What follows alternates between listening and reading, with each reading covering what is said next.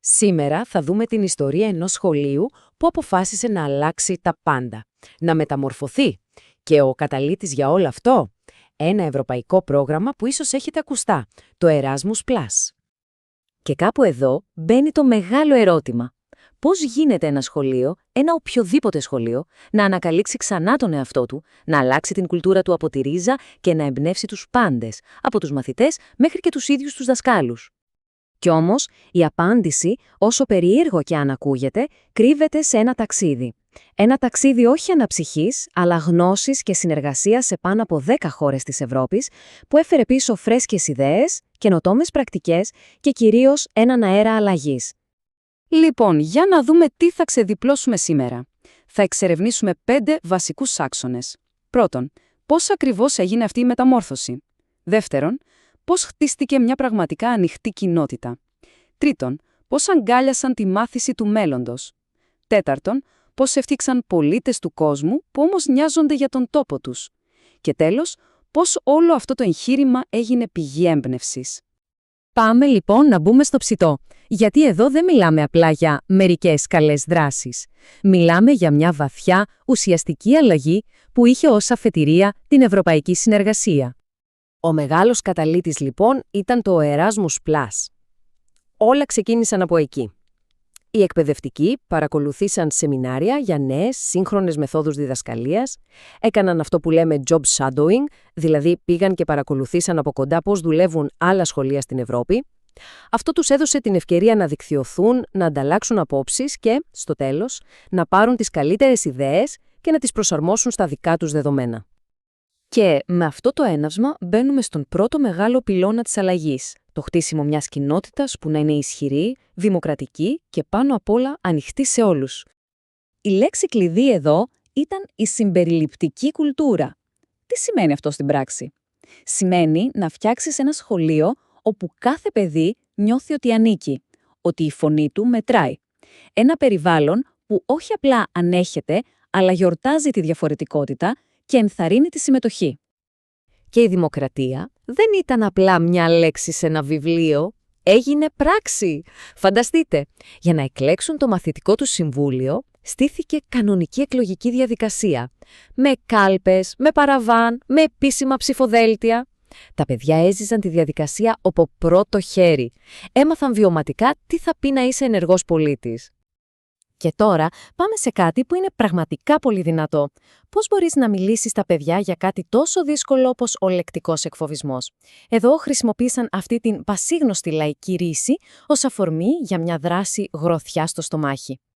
Η ιδέα ήταν απλή, αλλά η επίδρασή της τεράστια. Σκεφτείτε το, οι μαθητές έγραψαν πάνω σε μια χάρτινη φιγούρα όλες εκείνες τις άσχημες, τις κακές λέξεις που μπορεί να ακούσει κάποιος. Μετά την έσκισαν, την έκαναν κομμάτια και στο τέλος τους ζητήθηκε να προσπαθήσουν να την κολλήσουν ξανά. Το αποτέλεσμα, ακόμα και αν τα κομμάτια ενώθηκαν, τα σπασίματα, οι ουλές ήταν ακόμα εκεί. Ένα μάθημα που κανένα βιβλίο δεν μπορεί να διδάξει. Και αυτό το πνεύμα αλληλεγγύης δεν έμεινε μόνο στα λόγια. Το αποτέλεσμα ήταν μετρήσιμο.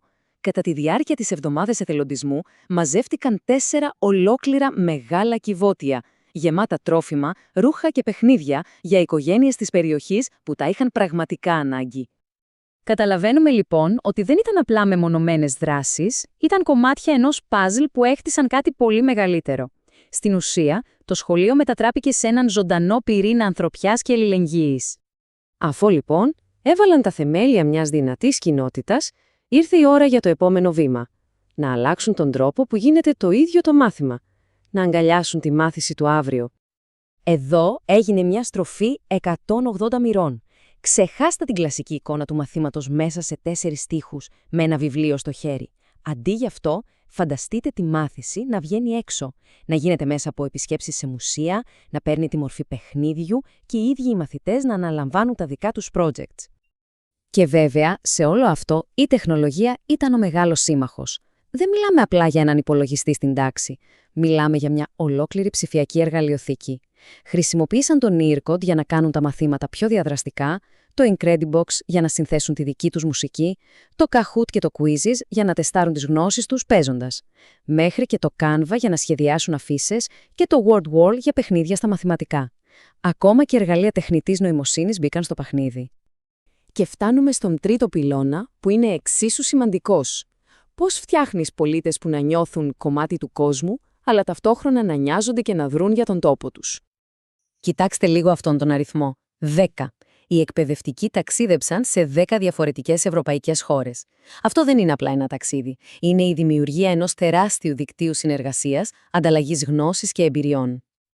Και αυτή η σύνδεση με την Ευρώπη ήταν ζωντανή, δεν ήταν απλά στα χαρτιά. Οι μαθητές ταξίδεψαν στην Αθήνα. Το σχολείο άνοιξε τις πόρτες του για να υποδεχτεί εκπαιδευτικούς από την Τενερίφη. Αντάλλαξαν χειροποίητες χριστουγεννιάτικες κάρτες με σχολεία εταίρους από όλη την Ευρώπη. Και το ταξίδι συνεχίζεται, αφού ήδη ετοιμάζονται να φιλοξενήσουν δασκάλους από άλλες 4 χώρες και μαθητές από το Ζάγκρεμπ. Και ενώ το βλέμμα ήταν στραμμένο στην Ευρώπη, τα πόδια ήταν γερά πατημένα στον τόπο τους. Ειδικά στο θέμα του περιβάλλοντος. Η προσέγγιση τους, 3 απλά αλλά πολύ ουσιαστικά βήματα. Ανακύκλωση, κομποστοποίηση και φυτεύσεις.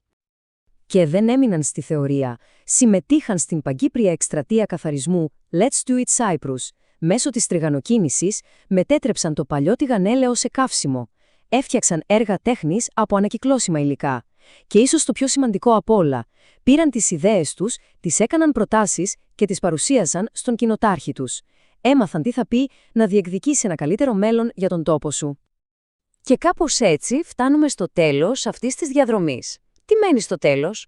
Μένει ένα σχολείο που δεν είναι απλά ένας χώρος μάθησης, αλλά έχει γίνει ένα ζωντανό παράδειγμα. Μια πραγματική πηγή έμπνευσης. Νομίζω ότι αυτή η φράση που έρχεται από το ίδιο το σχολείο τα λέει όλα. Το σχολείο ως ζωντανός πυρήνας ανθρωπιάς και αλληλεγγύης. Αυτή είναι η καρδιά όλης της αλλαγής, η τελική του ταυτότητα. Η πορεία ήταν εντυπωσιακή. Από ένα τοπικό σχολείο εξελίχθηκε σε έναν ευρωπαϊκό κόμβο που σφίζει από καινοτομία, δράση και ενδιαφέρον για τον άνθρωπο.